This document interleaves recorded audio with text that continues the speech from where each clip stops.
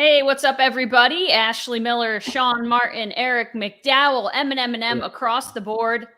And Eric is festively dressed, ready for Easter. Yeah, hopefully everybody will have their ears going for this show. Happy Easter, pre-Easter, everybody. I got to go find some eggs afterwards. Yeah, Easter egg hunt. It's a good time of year. Good time to have young kids. I'm sure, Sean, your kids will love some Easter action. The rabbit came over the weekend due to our schedule. So good. That's good. A little early bunny action. I love they get that. a couple. They get to do it a couple times, and they're not going to be upset. Wow, lucky boys. Well, I am fresh off of my trip to Cali, UCLA. Came home with some garb. Eric's rocking his Kansas hat. We're going to do NBA, MLB in a fun little segment with Eric and I, Red Sox, Yankees. Sean's going to moderate, and we will have a little fun with that. So, guys, we're going to start in the NBA. Eric, you want to tip this thing off? We're in the playoff. We're in the play-in round. It's technically not the playoffs yet. Well, first of all, Ashley, great to have you back, and hope you both had a wonderful time. And do you have to leave here in the seventh inning to beat the traffic now that you've been out west? We actually stayed through the whole game. Very good. Yeah, we want to mention we're taping on the 13th, so the real playoffs begin April 16th, but for now the regular season is over. And we have a play-in tournament. I like to call it a play-out, okay? Yeah, right. It prevents tanking by making a marginal team who would have missed the playoffs play a play-out game to then lose that game and miss the playoffs. Come on. Going to go to the East and pick the two teams I think that'll be there at the end. The Boston-Brooklyn matchup should be in the conference finals, seriously. It's Boston. They've been red hot as a cup of chowder at Quincy Market. Celts were 24-4 in one span, hottest, best team in the league.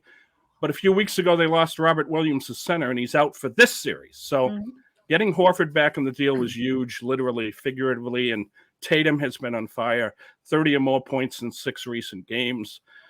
Jaylen Brown needs more games like last week's against Milwaukee. He hit a triple-double, 22, 10, and 11. They are 14-3 since March 1st. I think they can pull this series out and get Williams back after beating Brooklyn. And then the other team I have in the East is Philadelphia. I really think they can make a run, you guys. There's just too much star power, and the star power always wins in the NBA playoffs, as you know. Since 84-85, the Sixers have been deep sixth in the second round in 10 of 11 series. Hard to believe, but this year they've got Joel Embiid, who should be the MVP, and he brought back memories of Moses Malone, who I saw play in Philly as the first big man to average 30 or more points. He has been absolutely awesome heading into the postseason, averaging 40 points, 15 rebounds of late. And then there's Harden. Okay, he's really distributing the ball well, but he's not scoring as you would expect. We know in the first 4 games he averaged close to 30, but he has got a 10 assist average. So if he doesn't heat up with the points and the Sixers get deep sixth again, watch the doc take his office to L.A. I've got Boston coming out of the East over Philadelphia. What do you think, folks? Go ahead, Sean. Is there ever been a better first round matchup than the Celtics and Nets? I mean, the Nets are 44-38. They're better than that. I'm curious if the Nets are going to try and squeeze Ben Simmons into this and possibly wreck what chemistry they have now that all their guys are back. I had a question, side note, his desire to even play the game because he still hadn't played. Robert Williams would help here, although the Nets aren't going to – Nico Claxton isn't going to destroy anybody down the middle. I like Boston because I think they can D him up. You know, Durant thought of this today. People said a lot of guys in the NBA have never come back from an Achilles injury. He has. He's, he hadn't missed a step, no pun intended. I like the Celtics. I think they're going to have enough depth to get it done. This could be the coming out party for Jason Tatum. Ashley, got to give you props. You picked the Heat to go to the finals at the start of the year, and there they are, the top seed in the East. So kudos to you. I don't think I'm going to stick with them, but keep going. Yeah, same here. I think it's going to be Boston and Philadelphia. You know, wake up the echoes, Andrew Toney, Mo Cheeks, all those great series from the 80s. I'm going to go with the Celtics because if they get Williams back, he can help offset Joel Embiid perhaps in the middle if that's possible. But Yeah, we'll see. I mean, the East is all of a sudden stacked. Yeah. A couple years ago, it was all out west, and now here it is back in the East. So I think it'll be a fun playoff in the East. But I'll go with the Celtics, and I'll put the whammy on the Leprechauns. Okay. Yeah. In the East, listen, like you said, I loved, and I still do really like Miami. But I think Eric made a good point that star power tends to run the NBA playoffs. And it's not that the Heat doesn't have star power. They have plenty of it. But I'm going to go with Brooklyn because the way that KD and Kyrie are playing right now, they're rolling. It will probably be their toughest test against Boston. Boston has an elite defense, not just a good defense. They have an elite defense, and they're absolutely on fire. But I'm going to take the experience of a Kevin Durant and a Kyrie in the playoffs over the Celtics. I could be wrong, but I'm going to take Boston, and the other team I have coming out of the East would be a matchup against Philly for them, and I'm going to take Brooklyn to go to the finals, which, listen, you give me Brooklyn as an 8 seed or a 7 seed, whatever they end up technically being, I guess because they won, they're a 7. That, to me, I'm taking that every time. Like, I'm sure the money won't be that good, but I'll take Brooklyn as a 7 seed to get to the finals, which would be crazy because out west, I'm pretty top heavy. I'm going top seeds heavy on that one. The team nobody mentioned was Milwaukee. I was going to say the reigning champs. Nobody is like they're going to kill the Bulls. The Bulls' Bulls' record against winning teams this year is awful. But even what a great second round matchup waiting for them, either Brooklyn or Boston. Yeah, that's good stuff. It's hard to discount the Bucks. You got to mention them here. Yep. You know, they're the champs, and you know they got the Greek Freak, and Chris Middleton's underrated too. So. But to think about the gauntlet that either the Celtics or Nets are going to have to run, and after one's going to beat the other, and then bang, here come the Bucks. Yep. I mean, that East playoff could be freaking fantastic. Like you said, like the Nets Celtics series is incredible. And then no matter who comes out of that next series against what we assume is Milwaukee, nothing is given, but what we assume is Milwaukee is, you know, almost second best to that last series. So the East is going to be so much fun. And before we get to the West, I mean, I look at some of these teams, man, that don't belong in the playoffs. Remember when we saw the Steelers get in? You know, I'm not a big fan. I get it. It's about this, but this play-in, play-out thing, a little crazy. But if that's the way you got to do it to make sure the teams don't tank like we see in baseball, then so be it. I'll tip my hat to Adam Silver as always. So let's go out to the West, the team I've been hoping for all year. Phoenix Suns, they're looking to be the 15th team to lose in the finals and then win it the next year. That is impressive. Devin Booker, stud.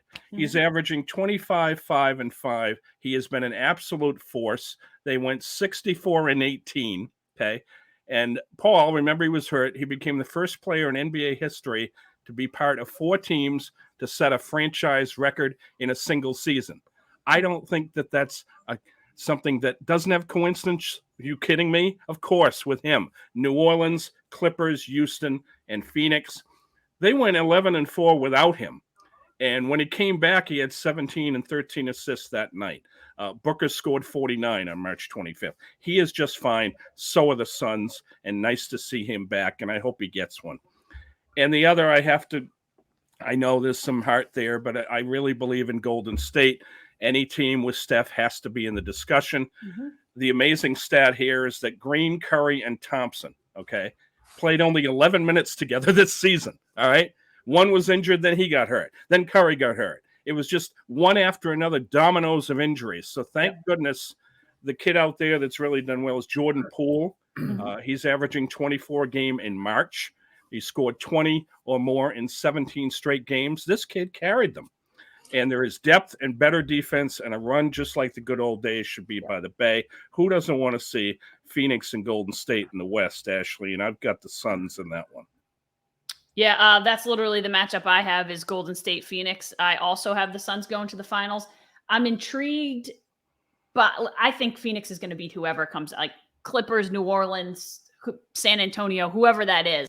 I think Phoenix takes care of that pretty easily. I'm intrigued a little bit by the Minnesota-Memphis matchup, only because I watched some of that the Minnesota game, last night when I got home, and they're a really interesting team. And they're a little bit similar, those two teams, in that the youth and the depth on those teams is really good. They're both full of young talent. And we saw last night, listen, Karl Anthony Towns fouled out with 7.5 minutes left in the game, and they were still just fine. Made a 16-2 run late to take that game over. Obviously, the Clippers can still they have to win a game. The Clippers can still be in. But I like Minnesota is intriguing to me. D'Angelo Russell, Anthony Edwards, like those two guys carried the load last night, and that was when Karl Anthony Towns wasn't even that good. So I'm interested to see what they can do against Memphis. Obviously, John Morant is a top 5-10 player in the league, and he has just all of the makings of a superstar. So that series to me is going to be a lot of fun. But I do have Phoenix and Golden State as well as my matchup in the East or the Western Conference Finals. Yeah, two questions I have is Memphis, have they really been there? You know, they had a great year. The experience of it. And Yeah. Morant's the next great star in the league.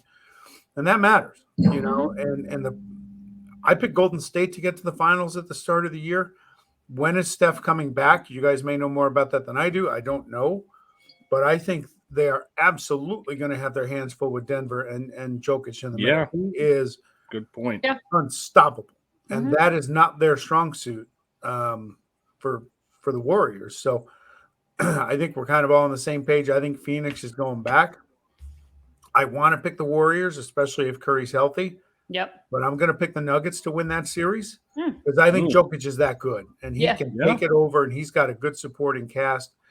I agree with you on the T-Wolves. They're an interesting group, right? They had so many high draft picks all those years, and Towns is a monster, and Anthony Edwards really has blossomed in the last year and a half or so. Yeah, they're going to be a tough out. Dallas and Utah, it's kind of, you know, want to cure some insomnia. It doesn't have the pizzazz. I think Phoenix. I would love to pick the 34-48 Spurs to make a miracle run here. Can't kind of go with Eric on that. I have no problem with more teams making it. My only issue, I can't pick the Pelicans for personal reasons, and that is they sat 3 of their stars on Sunday and cost me a fantasy basketball championship. So, shame on them. Yeah, they're dead to me. DED dead. Shame so I'll on go them. against the Pels just for that reason. They cost me some bragging rights. A little bit of cabbage there, but bragging rights mostly. But I like your sleepers, Minnesota and Denver, and I can see that happening. Remember Mutombo with Denver being an 8, knocking off a 1, but before the final pick, my sleeper will still be Utah. I'm hanging on to that. Rudy and Donovan have to stay together. This could be it. I mean, they may break that up. The coach may get a better job. They've got to stop blowing leads, big leads, because look at it optimistically, you guys. If you've got a big lead in the second half, you must have been doing something right to have a big lead against the Warriors. If they stop that, they might get round 2. I don't know if they'll go farther. The finals, got to like Phoenix over Boston. That's against my heart, but just a tremendous opportunity for the Suns to take from what they did last year, the talent they have, and Mr. Paul deserves that title. Yeah, I would love to see him get the title as well. I'm going to go Phoenix over Brooklyn. So I got the Nets getting there. And I'm not, listen, if that plays out, maybe I end up thinking like, well, the Nets are going to win that series, but I'm going to go Phoenix over Brooklyn as well. So I've got the Suns getting that title. Two real quick, just side predictions. Yeah. Philly over Toronto, but that's going to the max games. Yep. Don't overlook Toronto. That's what's great about this playoff. There's a lot of teams series. that can't look past. Yep. And I think Brooklyn and Boston's going to go 7.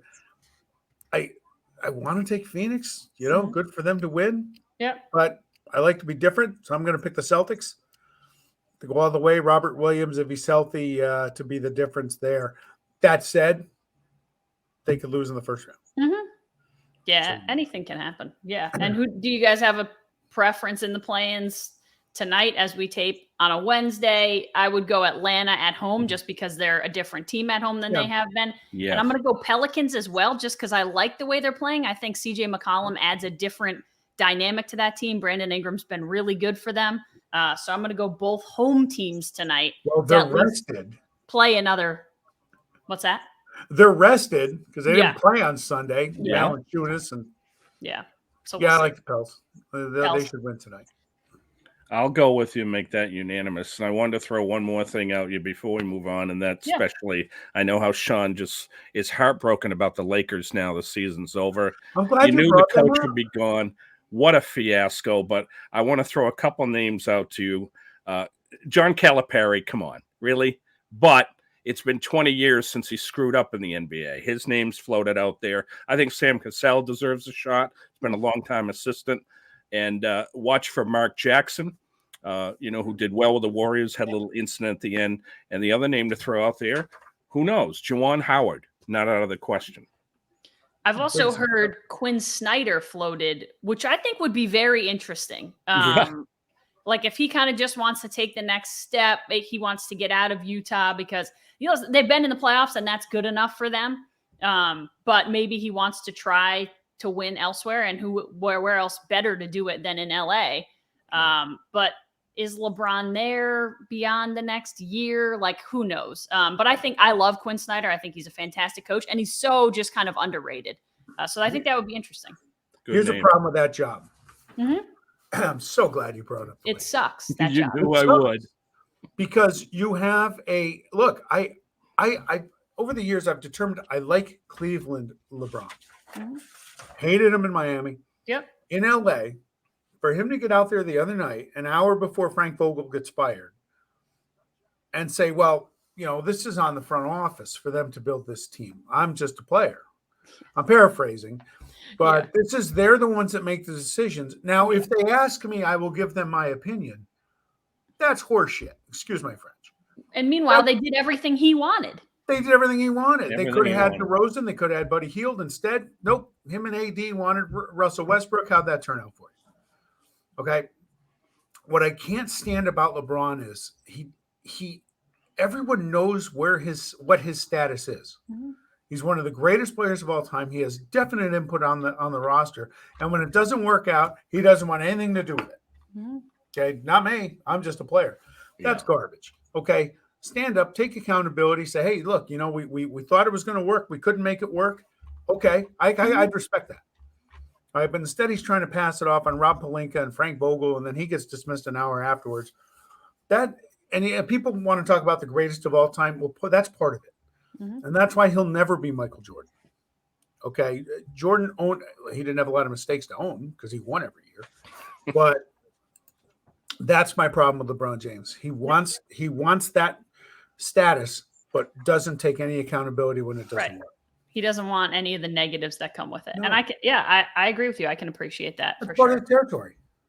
And listen, Frank Vogel and Chris and I were talking about this the other night. Like, this is a guy who spent 3 seasons with LA. They won the first year he was there, and they've been very injured. And listen, I get it, but like, Anthony Davis has not been on the floor much last season. He's been on and off this season. They haven't been at full strength, and he was given this old team. We talked about it. They're like the oldest team in the league by a long shot.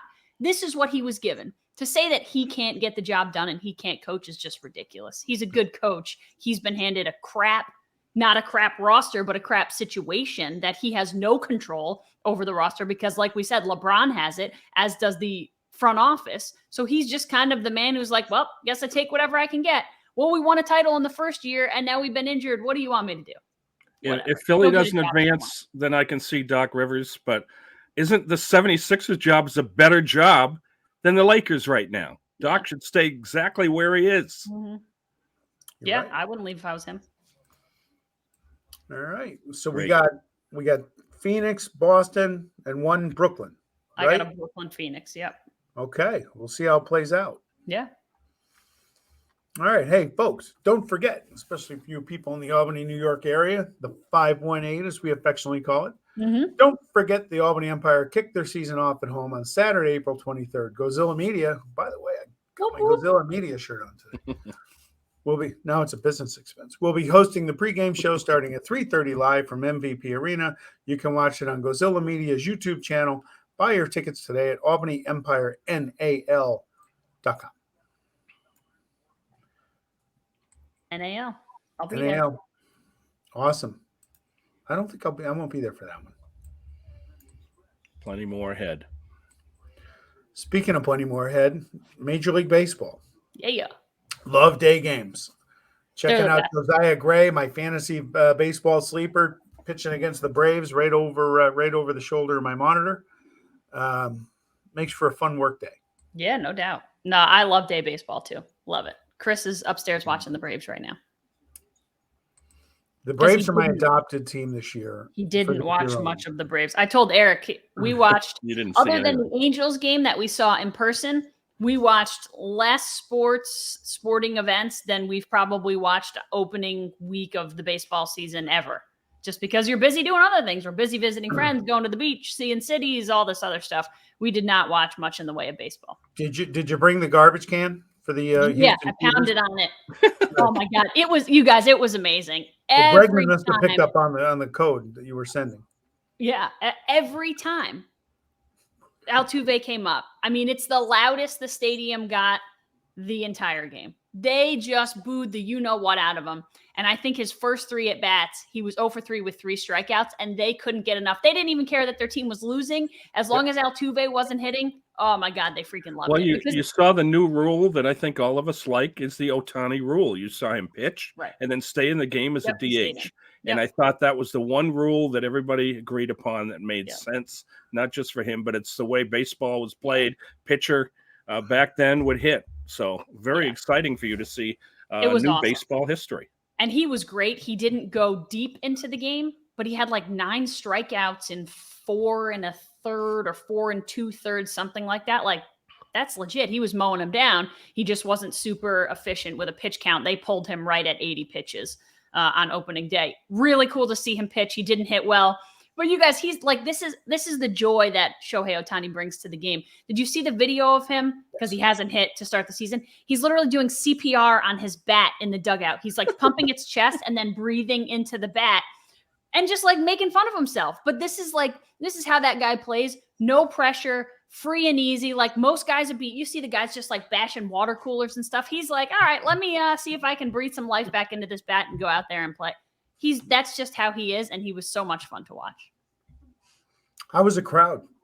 It was great. Actually, it was, I would say it was almost a sellout. I don't know what the attendance was, but it felt really, really full. Just not very loud, which I said to Chris, I'm like you go to Yankee Stadium and it gets loud pretty often. This was kind of like, unless Altuve was up or Trout was coming up to the dish, like it didn't get super loud at any point.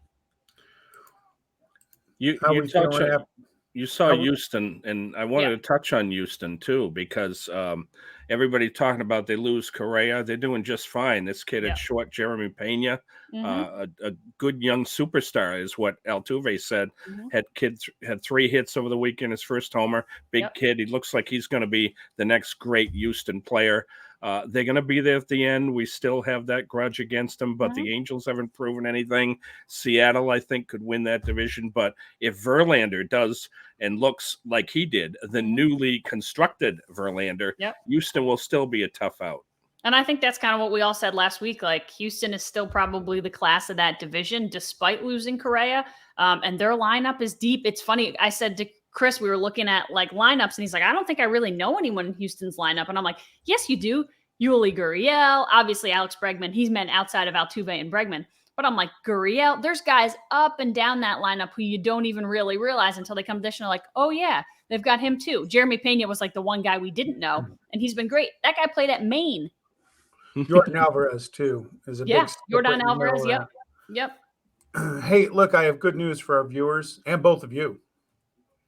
Coming off of an awesome dinner with my wife and Eric and his lovely bride Jen, the podcast came up, and I will no longer be removing my shirt during any podcast show. So you can, America and the world can thank my wife for that directive, mandate, whatever you want to call it. I have made amends with the A's mentally.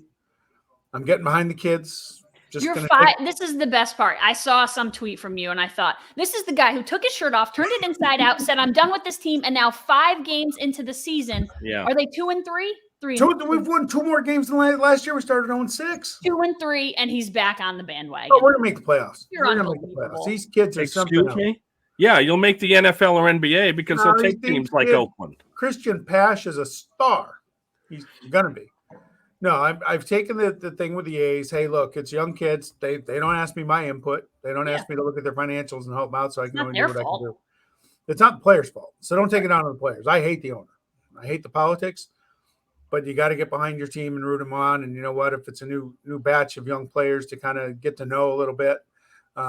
Sean Murphy took a pitch off of his backside the other day and I became saw a Twitter that. sensation off of that. Yeah, I saw He that. even said he could go out and hit 4 home runs, all of them grand slams, and he wouldn't get the notoriety he got from getting hit in the wall the other night. So the A's, as they always are, whether they're good or bad, they're a fun team to follow. They seem to have a locker room culture that just goes down year over. So I'm back. I'm back, baby, on the A's bandwagon. All right, let's see how long it takes for him to be not back. Well, I'm not going to throw money around because none of the players are going to take it. Devers doesn't want to take the money right now, nor Bogarts. Ashley, we'd like to ask you about Mr. Judge.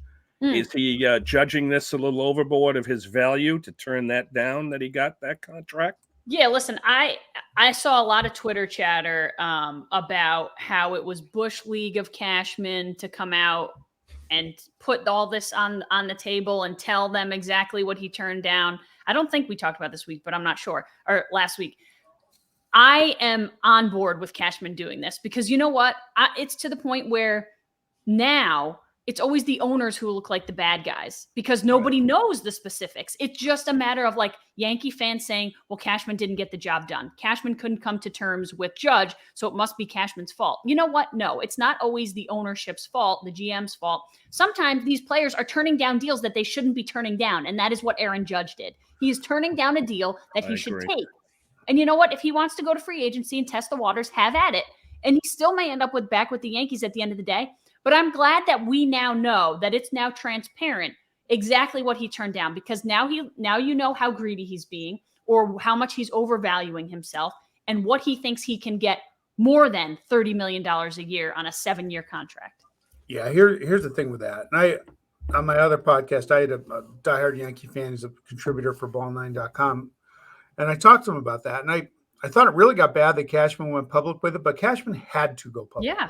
Yes. Because he got beat up so bad in the winter for not going out and doing anything that Judge was going to win that PR battle until he sat down and got behind the microphone and started talking. Because, and then Cashman goes out a day or two later and says they never offered anything to Carlos Correa and Freddie Freeman, which is just kind of a reminder to people. Don't believe everything you read. Just because John Heyman's out there who is leash master Scott Boras, they always include the Yankees. The agents always include the Yankees in negotiations to drive up the price. That's why the Dodgers were competing. Right. The Red Sox got Crawford. They overpaid because the Yankees were mentioned. Yeah, they just mentioned whether they want to or not.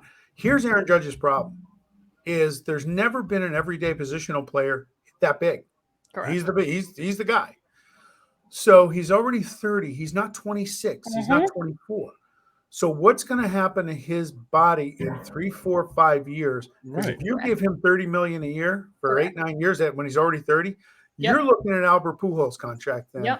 If his body breaks down. And how'd that work out for the Angels? By the way, Pujols homered for the Cardinals. Yeah.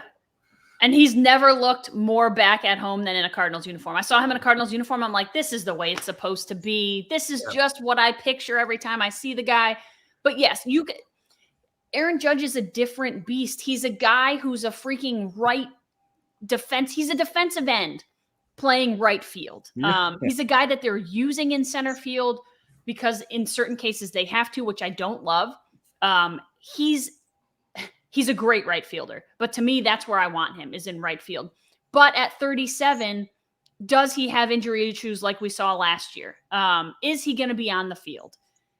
At that age, playing the outfield takes in a lot of cases, a heck of a lot more athleticism than a place like first base where maybe they could stick him where your range is not quite so, not that it doesn't take an athlete to be a first baseman. You need a little flexibility, and that's something he may not have either. But you're less rangy. You have to do less moving. So I just think like at 37 years old, is that guy still playing an everyday right field? If not, he's DHing. Like that's a lot of money to pay a DH. They already paid Giancarlo Stanton that to DH and play left field occasionally. Well, in the case of Correa, he's taking the low deal thinking, okay, if they're out of it, I'll get dealt. I can get a better deal later. But Judge, I think he's making a mistake. I really do, because of the fact that who else will throw him that money? Dodgers and Mets? Sooner or later, Cohen will get upset with his own wallet for throwing money at guys like Scherzer. You can't pay that. In the Boston situation, it appears Bogaerts is gone. There's no more discussion the rest of the season. I think he's worth $300 million because of the market. It's that simple. Story was signed not only for now, but as a backup to move to short next year. The Devers thing is what scares me because he wants the 300. The kid will be 27 at the end of his opt-out, not this year, but next year. And if both of them are gone, then I'm sorry. I will go to Fenway and personally dismantle it myself and build a new ballpark on the water, because there's going to come a time where you've got to understand you don't need to keep throwing 10 and 300, but they've lost the cornerstone in Betts. You can't lose both of those cornerstones at this point. Can't do it. I think you're on mute. Sorry, I didn't want to cough into my microphone. Oh, yeah. What did Story get? Eric, do you recall? I think he got 6 years, maybe 140. I'd have to look at that. I don't think Bogaerts is as good as Story. That's just me from a peripheral. I'd give it to Devers. I would give it to Devers. I'd give 300 to Devers tomorrow. Devers, yes. I don't think Bogaerts. I think that's a moot point at this point. But Devers, yes. If you could have one of them, aren't you taking Devers? I would take Devers. Yeah, me too. Yes. Yeah. I got one last thing to throw out, if I could, on your thoughts on baseball. Yeah. PitchCom. Did you see the little digital toy that the catcher has now? Yeah, and I haven't the quite pitcher seen can it, hear. Did you see it at the game? You can now communicate like you're playing Nintendo or something to say, I want an fastball inside. I think it's ridiculous. But then when I heard about you want to have somebody in Spanish or Japanese doing it, then that makes sense. Right. What do you think? I think it's great. Yeah. It helps speed up most of the time people who don't like the games are guys like me that are covering it and have a deadline. Ashley's got to get her highlights on TV. That's why the media is against that. But the games are too long because, quite frankly, I'm old and I need to go to bed. But I think in some cases you have to embrace technology. And this is one that I think is a good idea, at least to try it. They try this stuff in the minor leagues, right? And then see how it works. I think it's worth a try. Sure. I'd be interested to see, like, if you're going to do a pitch clock and now you're going boop, boop. No. Boop, boop. No, it's not like 1, 2, 3. Like, this is a lot faster. So if people are shaking pitches off, now we're talking about, like, are they going to get a pitch off if we do the pitch clock? Like, how is this going to work? It's an interesting idea. I think pitchers, the feedback has been that pitchers like it. To me, if it's going to make the game significantly longer, I don't want it. But if it's going to help, pitchers and like you said, the language barrier, then maybe it's great. The one thing I want to close with, some of these young kids, what a great first week. Seiya Suzuki, 3 homers for the Cubs, 2 yesterday.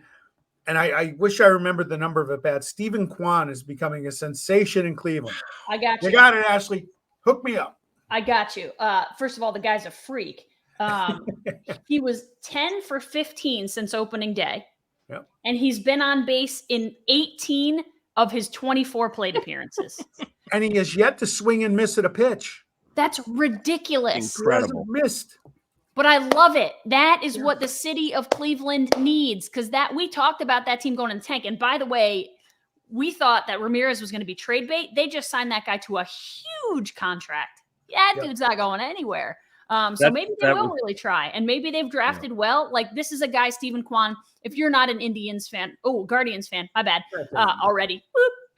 If you're not a Guardians fan, you don't know the guy. You know what I mean? Like, this is a guy who we don't know, who probably came up through their farm system. Awesome. I love stories like that. I love seeing new rookies come up and just blow things up. They have had outfield issues for years. You got to go back to Kenny Lofton, to Grady Sizemore, even Travis Hafner before he became a full-time DH. So just to see somebody star on that, they've tried Zimmer and all these different guys. But the contract signing's the biggest thing to happen in Cleveland in a long time, possibly since the franchise built the new stadium. And I mean that because there was talk of them moving. There were a lot of issues there, the fan base. So I was thrilled to see that news of the contract because he is a generational star who can play defense, run, speed, Great clubhouse guy. They finally made the fan base smile in Cleveland. Good for them. They deserve it. Most excitement since Willie Mays Hayes. Willie Mays. All right. Hey, should we hear from our friends at Mohawk Honda? Yeah, let's do it. Excuse me. This spring is the perfect time to get top dollar for your trade-in with the Kelly Blue Book Instant Cash Offer. Same day check in your hand the day you trade in your vehicle. Having had 2 older vehicles in the garage in a span of 4 days, I get this. The new vehicle inventory continues to roll in at Mohawk Honda to follow the newest machines coming. I don't know what that word is. Coming in to follow Mohawk Honda on their Facebook, Twitter, and social media platforms. Some more. Head over to Mohawk Honda's Facebook page to find out more about this year's pet adoption clinic scheduled for April 24th. It's pretty cool. All of Mohawk Honda's sales and leasing consultants will work with you to find the best vehicle for your budget and lifestyle. Visit Mohawk Honda in Glenville, New York this spring. Mohawk Honda, where they always go out of their way to please you. I think that should say machines, but it says Vechins, Vechines. I'm gonna. Okay. Okay.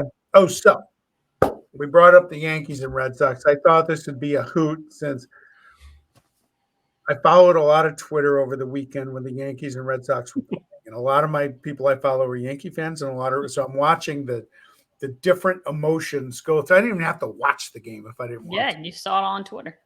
So a couple questions. Ashley, the Yankee fan, Eric, the Red Sox fan. Mm-hmm. A couple questions for you, and then some word association. Oh, good. Just fun. You guys think, first of all, Ashley, ladies first, your best memory of this rivalry, which is as good as any in sports. Oh God. I don't have a best memory. I only have a worst memory. Because during my formative years, this was one of my worst sports experiences. I think that we talked about on the pod maybe like 5-10 episodes ago. One of the most memorable, but worst. So, all right, I'll go with my best just because. The Boone home run. The Boone home run is my best memory, Yankee memory. But I'm going automatically to your second question. The worst memory is my freshman year of college.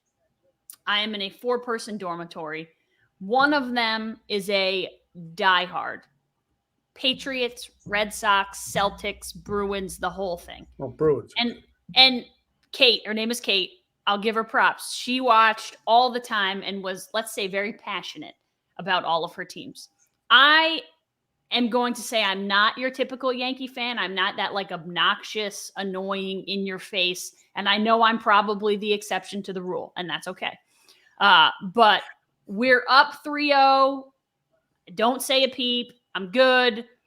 But little by little, the birdies start chirping, and it's like 3-1, and then it's 3-2, and then it's tied. And I'm like starting to sweat, and she's just freaking roasting me the whole time.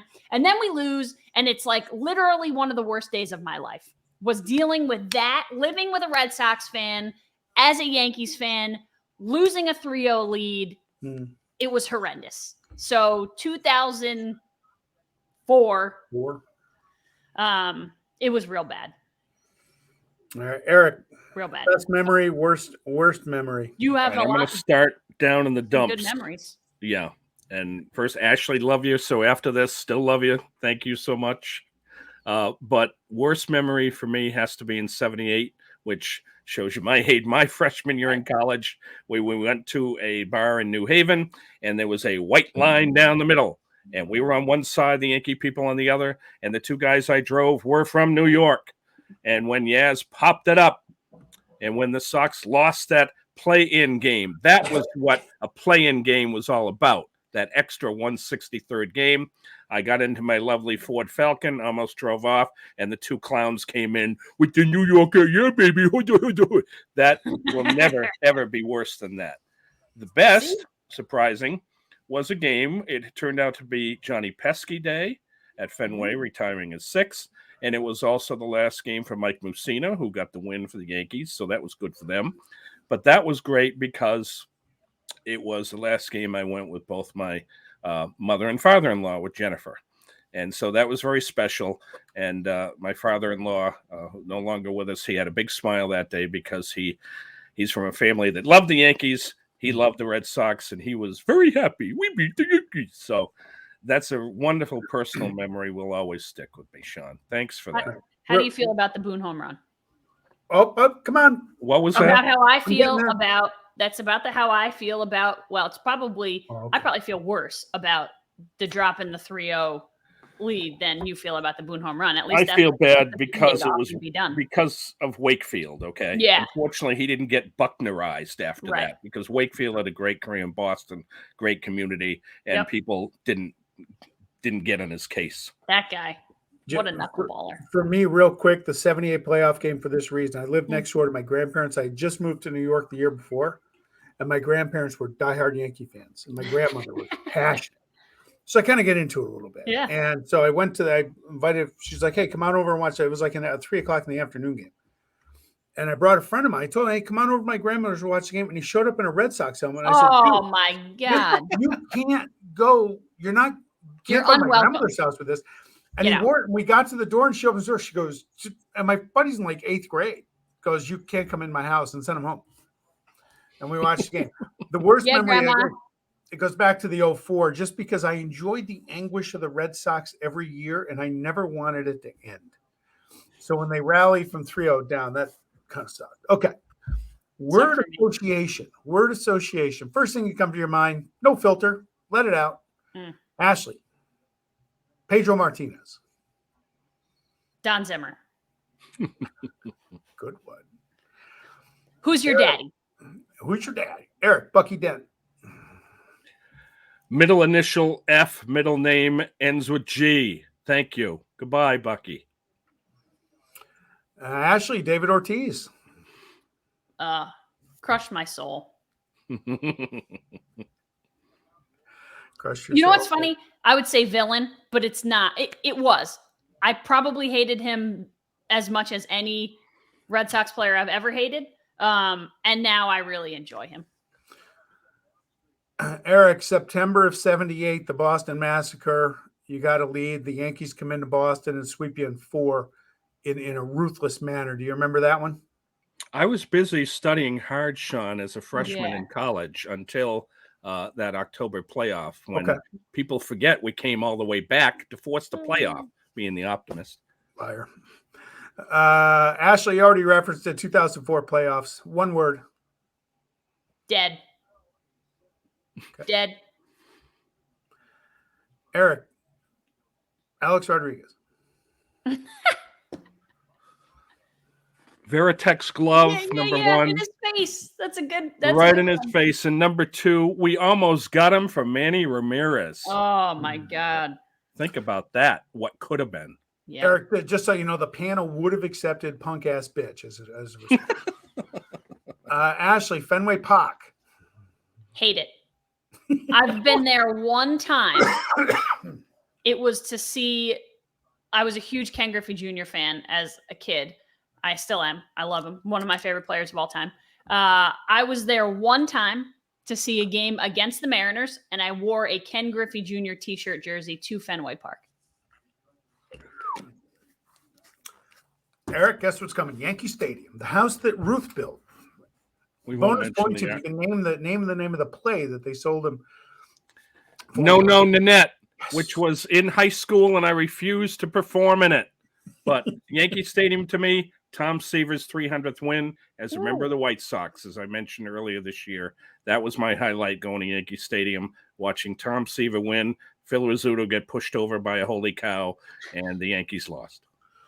There you go. Ashley, Jonathan Papelbon. Oh. Insane. He's insane. I used to just love watching him come out of the bullpen because he's freaking crazy. Eric, Grady Little. Toronto, got to talk to him from in the stands pre-game. We were there early and said to him, I won't say what year it was, but it was when he was manager. And he said, don't worry, we got a good club, but we'll get them next year. I thought, wait a minute, next year is next year, not this what year. happened to And this guess year? what? We didn't get him this year, Grady. Thank you. Take Pedro out. I was going to ask you about that. Ashley, Johnny Damon, a couple big home runs in that 04 playoff. Yeah, you know what? What I remember most about him is his hair. But I loved Johnny with the Red Sox, actually, and I was happy to get him. What I remember most about him, though, is that he can't throw from the outfield. He was not a terrible outfielder. He could play the position. He just couldn't throw anybody out at home. This is probably offensive. I've seen a t-shirt. Looks like Jesus, runs like someone, throws like Mary. It was like, I forget what the sequence was, but yeah. It's not offensive if it's true. Aaron Boone. Aaron Boone, go back to ESPN and do those impersonations that you did of A-Rod and of Carl Yastrzemski. Go back to the booth. I'd love you back in the booth. Why? They're not winning with him. You don't care. Okay. That wraps it up, folks. Well done. Nice job. That was fun. Thanks for staying in my wheelhouse. I was nervous you were going to throw out some name. I was going to be like, who's that? No, I couldn't do that. I had a certain genres that I had Thank to you. time that I had to, encapsulize. I should have brought up the Greg Nettles and Bill Lee scrap to Eric from 76, was it? Yeah, and you didn't bring up Lou Pinella's lucky little catch in the glove That's in the skilled sunlight. defensive Thank play. you. That's skilled defensive effort. I could do the Red Sox all day. Yeah, we know. I got a vast That memory. was fun. Thank you. The Yankees can be easy targets sometimes, too. A lot of They times, can. actually. They can. All right. Whiteboards? Whiteboards. Mine's baseball related. Do you want me to go for it. first? Good segue. Good segue. It's what we do here. All right. Philly, the city of brotherly love. Now, normally I always feel like this city is the opposite of brotherly love when it comes to their fan base, and I crush them because you hear the stories about Santa. They're throwing snowballs, pelting people. Like the fan base in Philly as a whole gets a bad rap. Some of it, maybe a majority of it, is warranted. But the story of this week, which I think is an endearing one, so I'm going to give Philly fans a little bit of props. And it just is kind of funny because it encapsulates the Philadelphia fan base as a whole. Alec Boehm, 3 errors in the first 3 innings of a 5-4 win, which was a good thing it was a win, against the Mets on Monday. Gets booed, and as he's walking off the field past Didi, says, "I effing hate this place." And the camera picks it up, and you can clearly tell that he says, "I effing hate this place." Like, this is good PR here. This is what we did that was good PR here. Alec Boehm goes off the field in his postgame, and he owns it. He says, "Yep, I said it. The frustration got the best of me.